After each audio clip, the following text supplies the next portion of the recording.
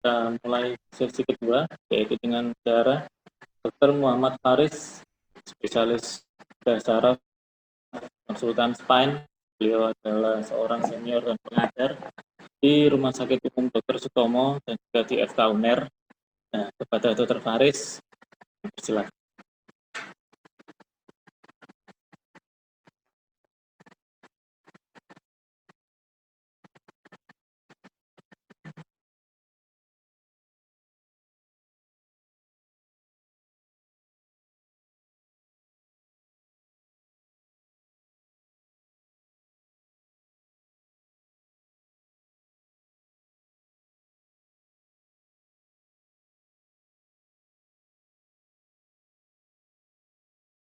Suara saya keluar, Dr. Pandu? Keluar, Dok. Keluar, jelas. Iya, Dok. Keluar, jelas, Dokter. Oke, baik. Dokter. Ya. Saya lihat acara ini benar-benar well prepared. Terima kasih kepada seluruh panitia. Terima kasih kepada moderator, Dr. Pandu, spesialis bedah saraf yang menggeluti bidang spine dan pain. Topik saya malam ini sebenarnya tadi sudah banyak disinggung oleh senior saya, Prof. Jo. Topik yang saya bawa adalah posterior approach for the treatment of cervical spondylotic myelopathy. Kita melihat sagittal alignment dan clinical outcome.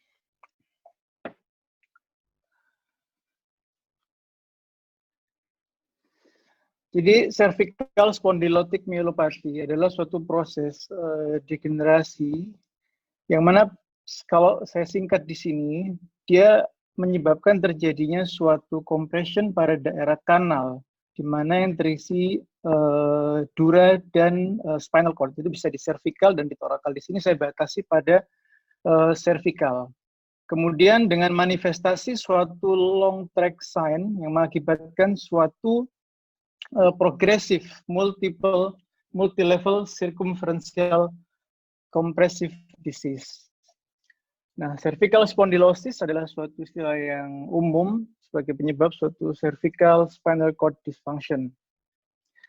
Cervical spondylosis ada cervical myelopathy di mana adanya compression dan inflamasi pada cord. Kemudian cervical radiculopathy ada compression and inflammation pada daerah spinal nerve. Kemudian axial joint pain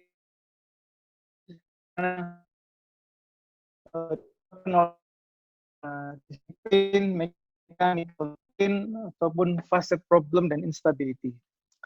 Nah, patofisiologi dari cervical spine myelopathy ada beberapa. Yang pertama adalah suatu static faktor, di mana adanya suatu struktur yang mana akibat proses degenerasi dia akan menebal.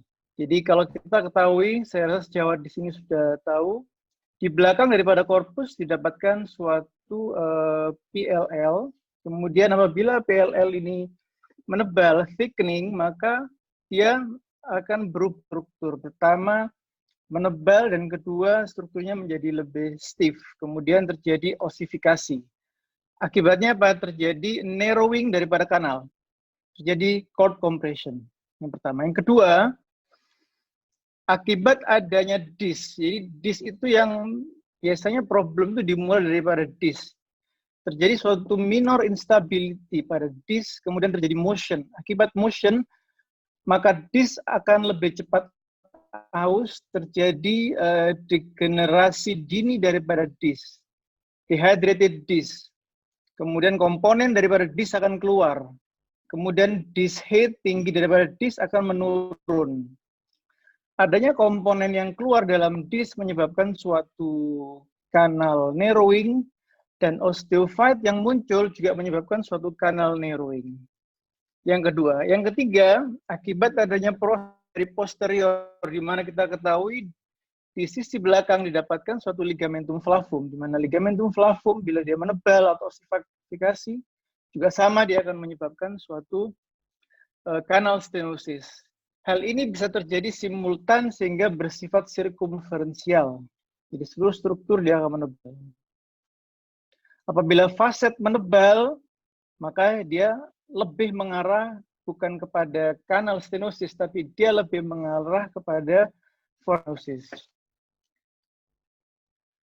Patofisiologi yang lain adalah adanya dynamic factor. Jadi seperti Prof. sampaikan tadi, akibat suatu trauma akan terjadi suatu proses flexion extension. Nah, di mana flexion extension yang berulang atau repetitive injury akan mengakibatkan suatu trauma pada daerah cord. Terjadi suatu cord irritation dan akibat suatu instability, maka struktur yang harusnya dia soft, dia akhirnya menjadi rigid, sehingga menyebabkan suatu stenosis pada daerah kanal dan compression. Secara histopatologik, kalau kita lihat di sini, ini suatu compression, akibat suatu compression di mana ada perubahan diameter dibanding bentukan yang normal. Jadi ada vascular changes, neural cell loss, degeneration, posterior column, dan anterior horn cell. Nah, untuk vascular changing, itu osteophyte tadi akan menekan anterior spinal artery dan medullary feeder, menyebabkan compressed venous drainage, terjadi ischemia, dan venostatis stemming from canal stenosis menyebabkan suatu chronic ischemic dan cord edema. Gimana sih pasien dengan cervical spondylotic myelopathy? Itu susah sekali, sering pasien datang sudah delay, sudah dalam keadaan atrofi daripada intrinsic muscle, sudah terjadi gangguan gait, sudah terjadi gangguan berjalan, otonom juga sudah terganggu. Jadi gejala yang muncul adalah suatu tingling atau numbness in the arm, finger, or hand, suatu sensory problem. Kemudian terjadi kelemahan pada otot-otot, bisa otot-otot di tangan, lengan, kemudian bahu. Kemudian dia biasanya tuh bilangnya tulisan saya tuh semakin lama semakin jelek. Ya, yang pertama bisa mengeluh seperti itu. Atau yang kedua, dia kesulitan memegang, mau mandi, mengangkat gayung. Jadi kok biasanya gayung itu penuh saya bisa, sekarang nggak bisa. Kemudian berikutnya mengancing baju misalnya, ya, mengancing baju dia kok lebih lama saat ini. Nah, itu ada suatu loss of fine motor skill, ya, yang seperti yang disebutkan tadi. Kemudian imbalance dan koordinasi problem yang lain. Jadi dia kalau jalan itu tidak imbang, di mana dia itu ada ataxic broad base. Jadi kalau jalannya itu khas. Jadi lekuk daripada lutut itu menurun dia. Jadi sehingga jalannya itu cenderung seperti spastik dengan broad base begitu. Autonomic problem biasanya itu late. Kalau terlambat baru dia akan muncul. Kemudian berikutnya adalah pain or stiffness in the neck. Ini juga biasanya muncul belakangan, kecuali kalau trauma dia muncul lebih awal. Nah, gimana ini saya tampilkan differential diagnosis, ada ALS atau Lou Gehrig disease, di mana pada sign and symptom adalah absence of sensory symptom. Kemudian muncul cranial nerve finding, ada gangguan bicara dan gangguan yang lain yang tidak dimiliki oleh myelopathy. Ada multiple sclerosis, gangguan visual, cranial nerve finding, dan fatigue.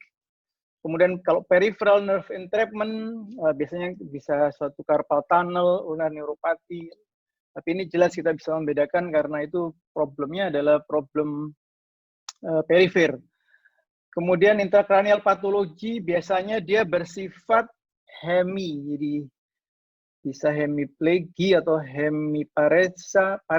Jadi kalau cervical spondylotic myelopathy itu biasanya hampir selalu dia bersifat kanan dan kiri. Bisa kanan lebih berat atau kedua-duanya lebih berat atau kiri lebih berat, salah satu. Intinya melibatkan keempat anggota gerak. Normal pressure hydrocephalus dan vitamin B defisiensi. Ini contoh myelopathic hand, di mana terjadi suatu gambaran atrofi. Jadi bukan warnanya merah begini, bukan ya. Jadi ini suatu atrofi, gambaran seperti ini. Intrinsic muscle, kemudian dia cenderung fleksibel pada jari-jari. Ya. Biasanya ini karena adanya suatu UMN, hand clawing-nya ini suatu akibat suatu UMN spasticity terjadi seperti ini.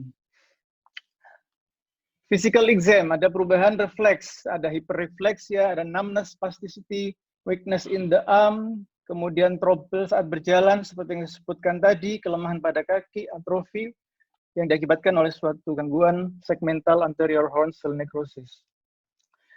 Apa utamanya dari cervical spondylotic myelopathy? Utamanya adalah early diagnosis and surgical management. Jadi utamanya kita harus mengetahui, karena sering nanti terdiagnosis sebagai Parkinson, terdiagnosis sebagai stroke, kemudian terdiagnosis sebagai suatu rheumatoid, penyakit rheumatoid, dan yang lain-lain seperti yang disebutkan pada differential diagnosis.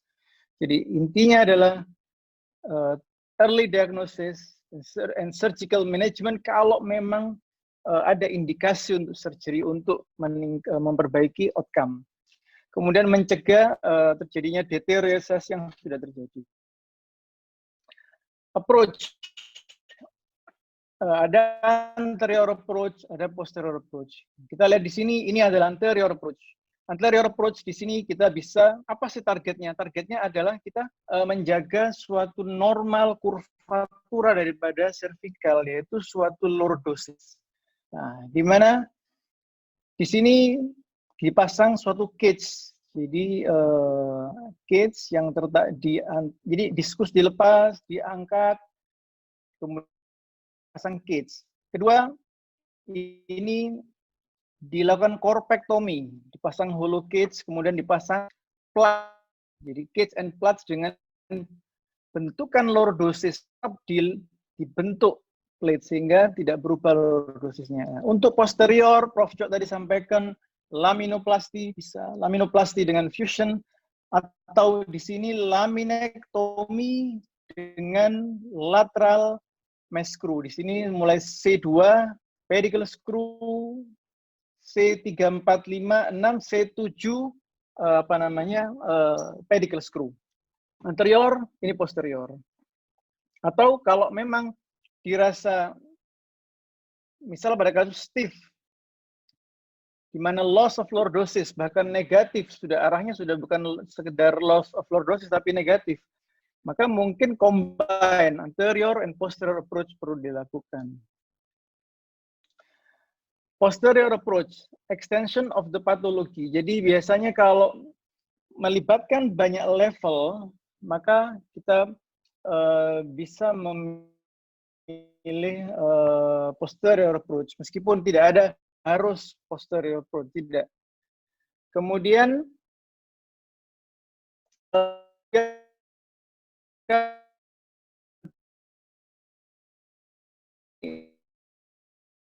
anterior decompression, nanti mungkin Dr. Eko akan menyampaikan banyak hal juga yang harus.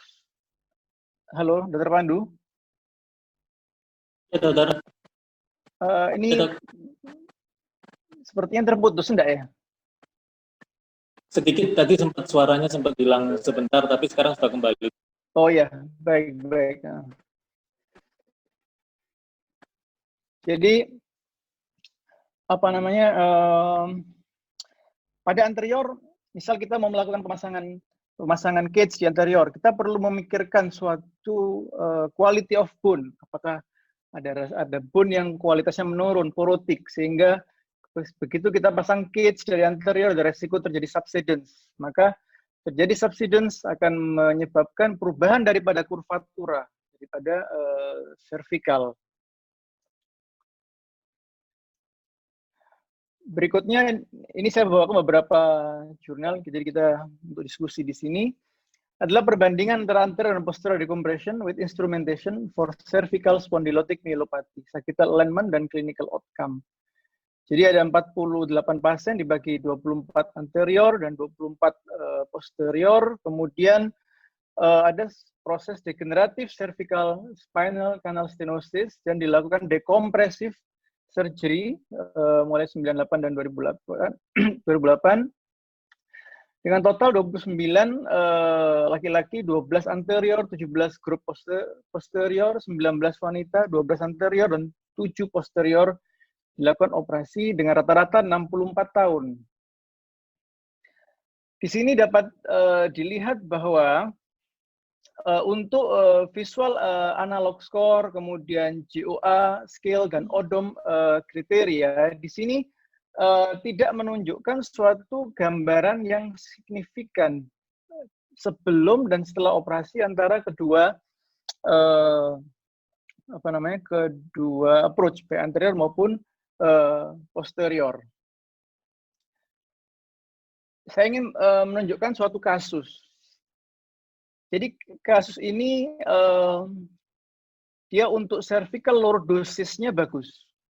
Nah, ada suatu pitfall di sini sebenarnya yang penting. Jadi pasien ini dikerjakan dari posterior. Sebenarnya oke, indikasi posterior bisa dilakukan. Kita lakukan laminektomi, kemudian kita lakukan ini pada pasien yang tidak ada suatu instability. Jadi flexion extension normal. Maka kita bisa melakukan suatu laminoplasti atau dilakukan suatu cervical fusion dengan posterior approach dengan pemasangan lateral mesh screw. Apa yang terjadi? Pasca operasi, lateral lordosis, kurvatura lordosisnya berkurang, tidak sebagus kondisi preoperatif. Nah, ternyata apa yang kita lihat di sini, pertama adalah problem daripada rod. Rod yang terpasang, dia straight, tidak ada suatu bending atau suatu lekukan yang membentuk lordosis. Itu yang pertama. Nah, yang kedua, ini head daripada screw, head daripada lateral mesh ini besar. Nah, sehingga ini mengganggu pada saat terjadinya ekstensi ke belakang. Nah, jadi ini mungkin pemilihan ini juga perlu dipertimbangkan. Sehingga kalau seperti ini mungkin perlu di-skip satu level. Jadi supaya kita bisa membentuk kurva lordotik yang lebih baik. Sehingga outcome yang dihasilkan lebih lordotik. Sehingga neck pain bisa berkurang. Sebenarnya dekompresinya bagus, tapi lordotiknya masih bagus sebenarnya. Cuma menurun dibanding kondisi dari preoperatif. Jadi yang ketiga adalah curve daripada root, curve pada saat pasien direbahkan. Nah, itu juga menjadi pertimbangan. Jadi kalau kita pada saat di positioning kemudian kurva tidak diperhatikan, maka akan resiko terjadi bentukan seperti ini di mana bentukan lordosis akan berkurang. Jadi tampak di sini bahwa head of screw cukup besar sehingga untuk membentuk lengkungan daripada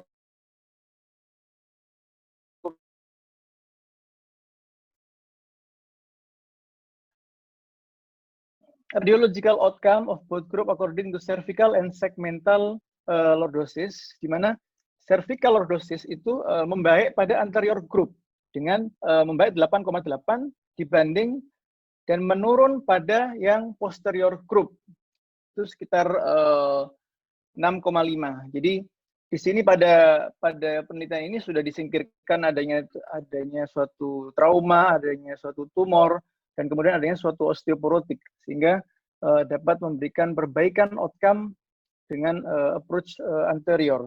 Perbedaannya tampak cukup signifikan. Komplikasi yang ada didapatkan 7 kasus, dengan 5 membutuhkan revisi surgery. Anterior, itu yang perlu ada 1 skru yang patah, tidak dilakukan revisi, skru yang loose, tidak dilakukan revisi, kemudian 1 membutuhkan additional dorsal fixation. Nah, kemungkinan adanya kifotik yang bertambah. Yang kedua adalah posterior, 2 case oleh karena epidural bleeding, kemudian revision, kemudian 1 wound infection, dilakukan revisi, dan 1 CSF fistula. Anterior approach vs posterior approach. Ya, ini suatu systematic review. Jadi untuk membandingkan clinical outcome, komplikasi, dan surgical trauma, jadi antara anterior dan posterior approach untuk treatment cervical spondylotic myelopathy yang disebabkan oleh karena multisegmental spinal stenosis di atas lebih atau sama dengan 2 segmen, The main endpoint-nya adalah menggunakan GOA score, reoperation rate, complication, blood loss, dan operation time. Nah, di sini dari GOA tampak bahwa signifikan lebih tinggi pada anterior surgery group dibandingkan dengan posterior surgery group. Jadi ini ada beberapa dari Hirei, Liu, Wada, dan Yonenobu. Dia menyimpulkan seperti yang saya sampaikan sebelumnya. Kemudian untuk complication rate, jadi post-operative complication rate was lebih tinggi pada anterior surgery dibandingkan dengan posterior surgery. Kemudian blood loss. Blood loss tampak di sini bahwa blood loss lebih tinggi pada anterior. Jadi pada anterior dia tampak lebih tinggi dibandingkan dengan posterior. Kemudian untuk operation time, untuk waktu operasi, itu signifikan lebih tinggi. Jadi ini bukan cuma sekedar ACDF, tapi anterior subtotal corpectomy, di mana ada perbedaan sejumlah sekian menit. Kemudian ada jurnal yang lain menyampaikan bahwa dilakukan pada 140 pasien dengan cervical spondylotic myelopathy, dilakukan treatment menjadi 2 grup. Jadi ada grup 1 dengan usia sekian, dilakukan posterior decompression. Grup kedua usia 67 tahun, dilakukan anterior decompression. Kemudian digunakan neck disability index NDI dan dilakukan X-ray. Dari sini tampak bahwa NDA pre-surgery itu improve pada semua interval follow-up. Dan meskipun pada akhir daripada masa observasi 5 tahun, di mana NDA antara anterior dan posterior tampak terjadi peningkatan. Kemudian untuk grup posterior dan grup anterior, pada yang warna biru ini adalah posterior. Yang posterior, yang merah adalah anterior, di mana awalnya sama, dia fusi. Jadi kita melihat percentage of fusion. Jadi pada fase awal 3 bulan, 6 bulan sama. Kemudian 1 tahun tampak grup 1, di mana yang posterior itu mencapai 59 hingga 60% angka fusinya. Kemudian setahun dia lebih tinggi, 89.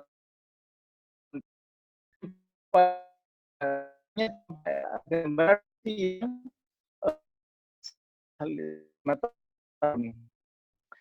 komplikasinya anterior ada injury to the spinal cord dan nerve root. Kemudian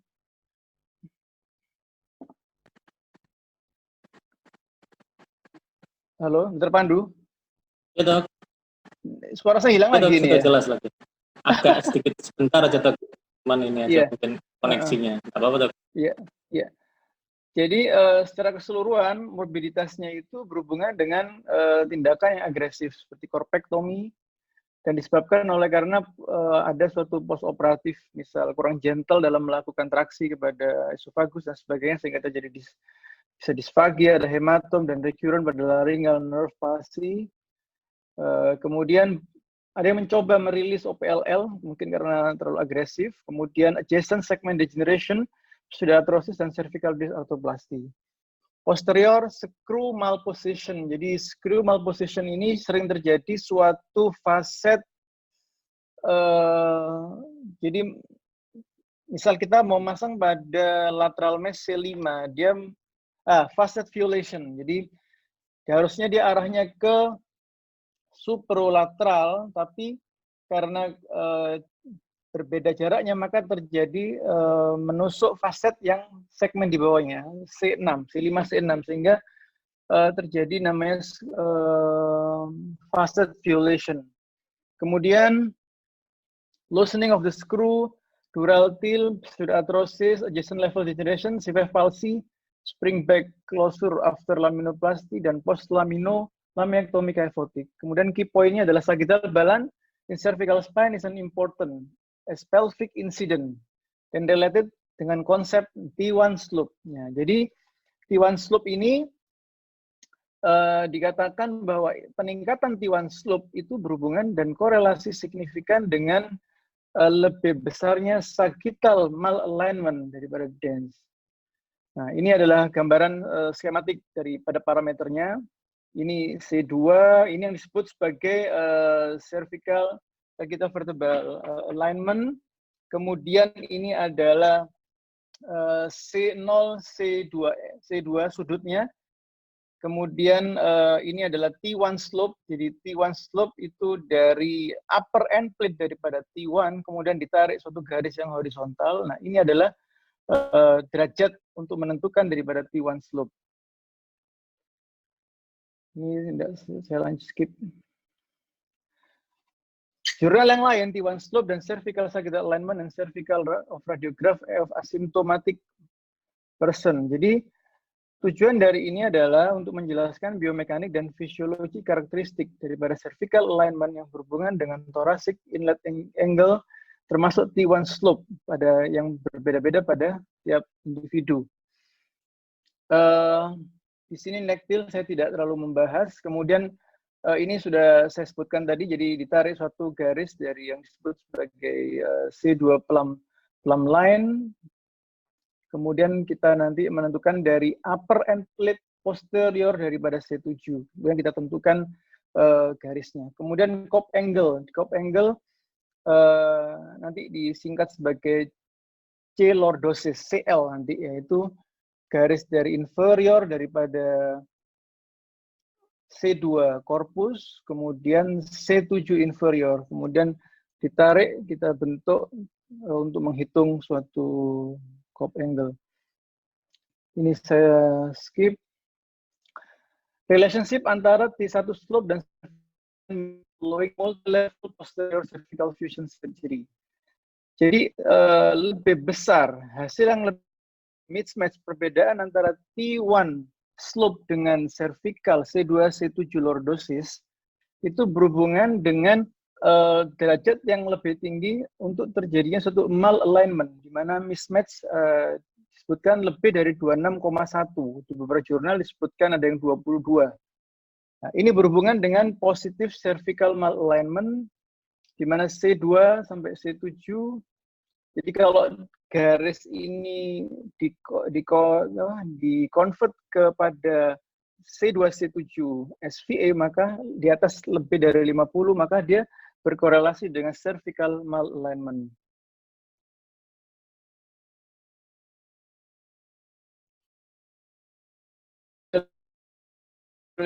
Dua dan NDA score. Jadi dikatakan bahwa kalau misalnya C2 C7 di atas 50, maka NDA score-nya akan berkisar antara 25 hingga 30.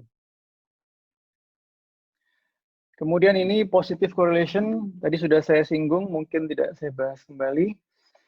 Analisis cervical spinal alignment dan relationship dengan spino pelvic parameter after laminoplasty in patient with degenerative cervical myelopathy. Jadi laminoplasty itu tidak kita rekomendasikan kalau pasien sudah didapatkan suatu kyphotic alignment di awal.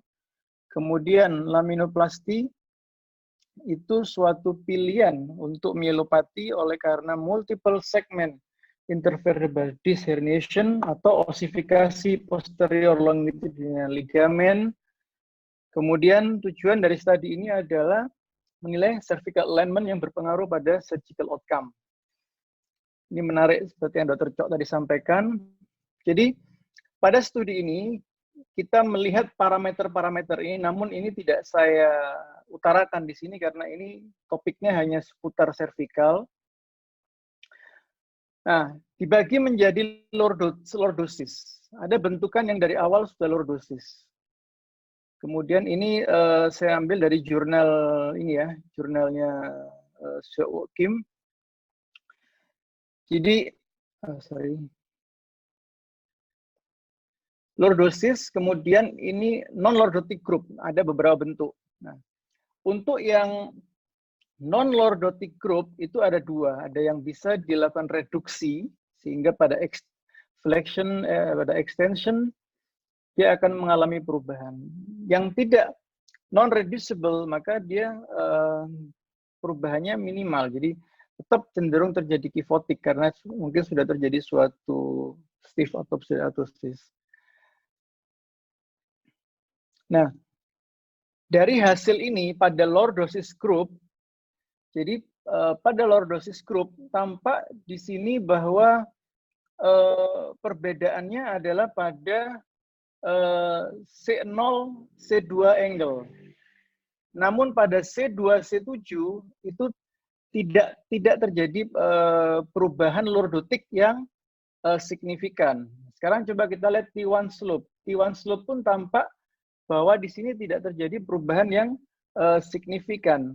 Nah, ini disebabkan karena suatu kompensasi pada upper cervical motion C0 hingga C2, sehingga secara statistik tidak menunjukkan adanya perbedaan pada struktur lordotik yang lain karena dia mampu motion.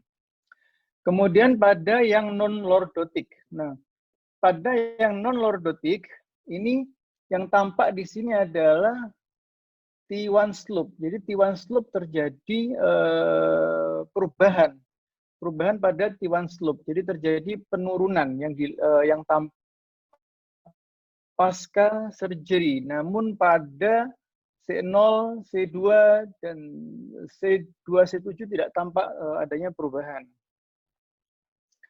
Kemudian yang dapat direduksi. Jadi dari sini yang dapat direduksi bahwa T1 slope tidak terjadi perubahan.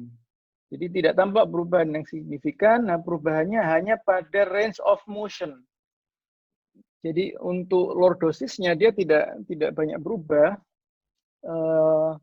Jadi yang berubah hanya pada ROM. Jadi range of motion aja yang berubah secara signifikan. Kemudian pada yang non-reducible. Nah, pada yang non-reducible di sini tampak hanya T1 slope yang berubah. Nah, ini seperti yang saya sampaikan tadi bahwa ini kemungkinan dikompensasi oleh C0, C2. Di sini tidak disebutkan alasannya kenapa. Kemudian conclusion. Halo?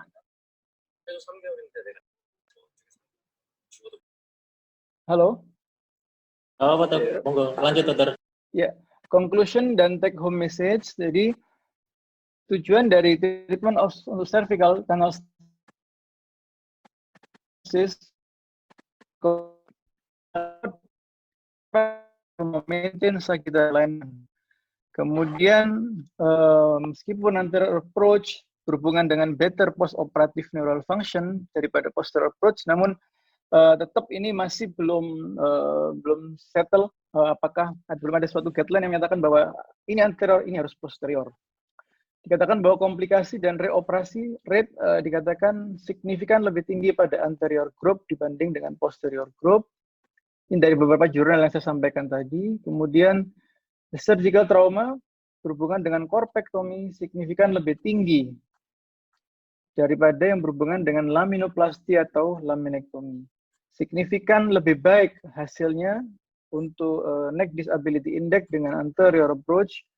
Kemudian the radiological fusion rate hampir fusinya dikatakan hampir sama pada kedua grup.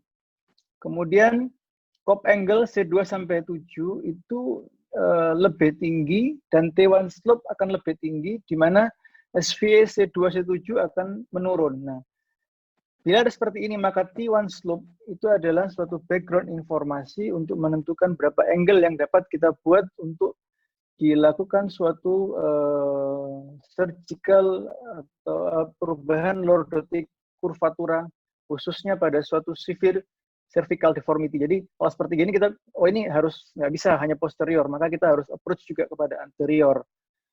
Kemudian disability of the neck akan meningkat dengan cervical sagittal alignment following surgical reconstruction dan lebih besar pada T1 slope dan cervical lordosis mismatch yang berhubungan dengan lebih besarnya derajat cervical malalignment. Ini seperti yang tadi saya sampaikan, jadi bisa menggunakan mismatch yang 26,18, ini T1 slope minus cervical lordotic, atau C2, C7 SVA greater lebih dari 50. Nah, di jurnal itu disampaikan bahwa only patient with cervical lordosis atau reducible kyphosis should be considered for laminoplasty surgery. Terima kasih, semoga bermanfaat. Assalamualaikum warahmatullahi wabarakatuh.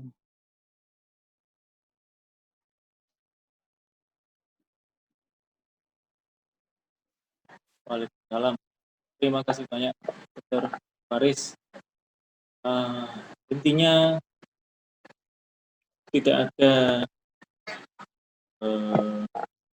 approach atau tindakan yang paling baik. Semua tetap tergantung dari diagnosa pasien dan keluhan dari pasien. Dr. Faris, ini ada mungkin untuk peserta ada yang ingin bertanya secara langsung, kami buka kesempatannya.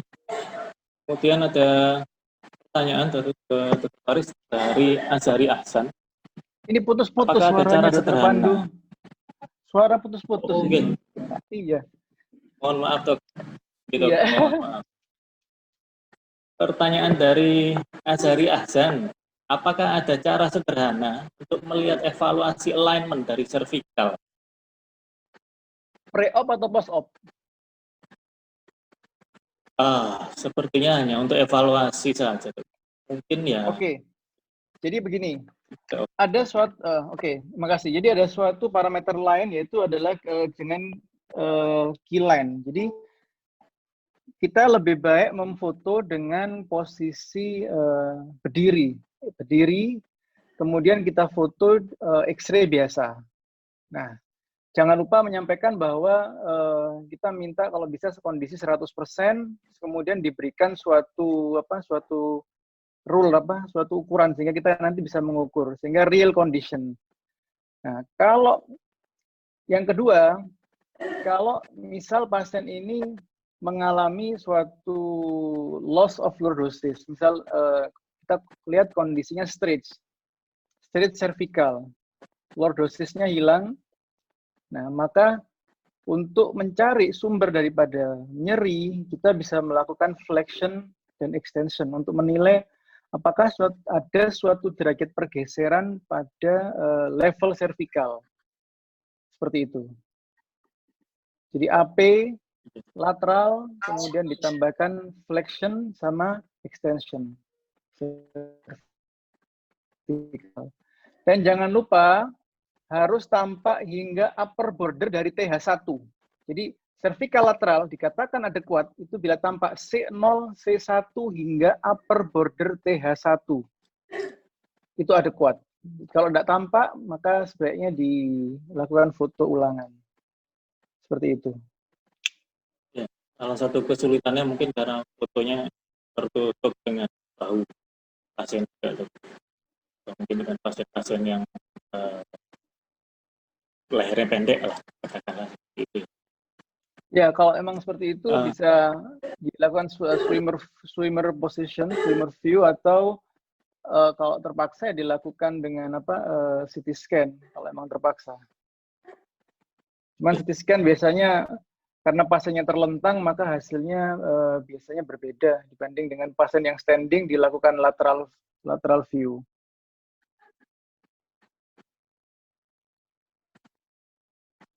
Pertanyaan selanjutnya, Dok, dari Nadim Askar. Apakah ada kriteria yang perlu dilihat atau dipertimbangkan dalam pemilihan teknik operasi yang lebih cocok untuk CSM yang terkena 1-2 level ataupun mungkin multi level? Saya ulang. Ya. Jadi sebenarnya tadi disampaikan bahwa ada pilihan anterior atau pilihan posterior. Beberapa sarjen kalau itu melibatkan lebih dari dua segmen, maka dia lebih prefer ke arah posterior. Nah, Namun yang utama adalah tetap perlu kita lakukan suatu flexion extension. Kalau misal pasien dengan cervical spondylitic myelopathy, dapatkan gambaran kifotik, dapatkan gambaran kifotik, kemudian dilakukan flexion extension tidak terjadi suatu perubahan di mana anterior compression. Jadi intinya bila anterior compression lebih berat daripada posterior compression, kemudian derajat lebih besar derajat kifotiknya, maka kita bisa memilih anterior approach sekaligus untuk merubah suatu kurvatura.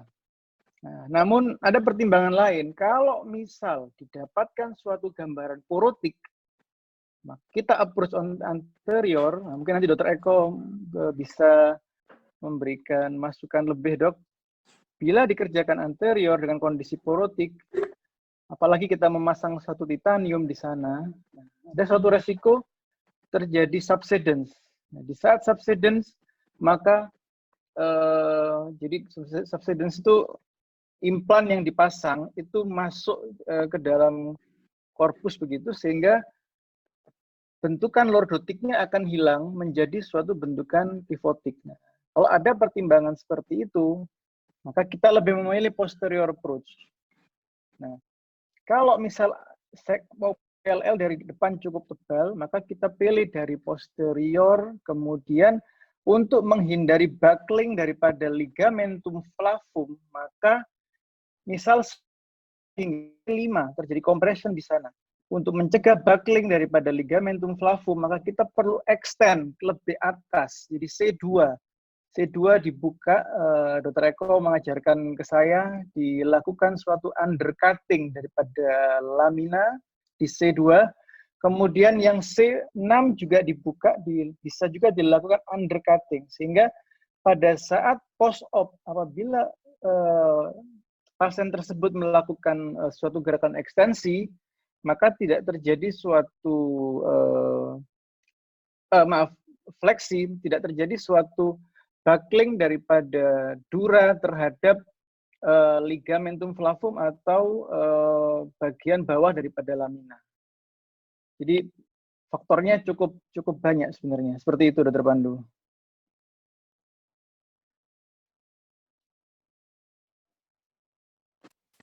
Mungkin pertanyaan terakhir, Dokter, dari Dr. Happy Kurnia.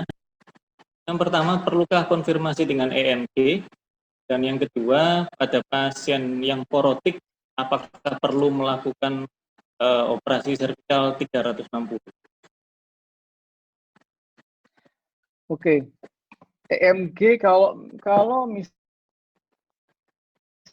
pada kasus cervical spondylotic dan memang sudah jelas MN type, kemudian kita jelas bahwa problemnya pada daerah servikal, maka kita biasanya tidak melakukan suatu EMG. Namun bisa juga dikerjakan untuk konfirmasi pre dan post operatif, tapi tidak selalu kita lakukan. Nah, kemudian seperti yang saya sampaikan tadi, kalau osteoporosis 360 derajat, maka jadi begini, kalau ditanya struktur yang jarang, jadi saya pernah mempresentasikan kasus osteoporosis, itu saya pasang, dan ada jurnalnya, itu kita bisa kerjakan lateral mesh screw, karena lateral mesh screw itu lebih kompakta, jarang terjadi porotik. Begitu pula pada daerah lumbal. Di lumbal itu saya mengerjakan cortical bone trajectory. Jadi pada kasus-kasus osteoporotik itu saya kerjakan cortical bone trajectory. Saya sudah follow up hingga setahun, flexion extension tidak ada suatu pergeseran ataupun listesis. Tentunya pasca operatif itu kita berikan treatment untuk tambahan daripada kalsiumnya. Nah, kalau anterior approach, apalagi sudah ada gambaran porotik, nah itu merupakan suatu kontraindikasi untuk dilakukan korpektomi dan dipasang plat dari anterior, karena resiko loosening loosening daripada screw itu cukup cukup tinggi pada anterior approach cervical dalam kondisi yang osteoporosis. Seperti itu, Dr. Pandu. Baik, terima kasih banyak Dr. Muhammad Faris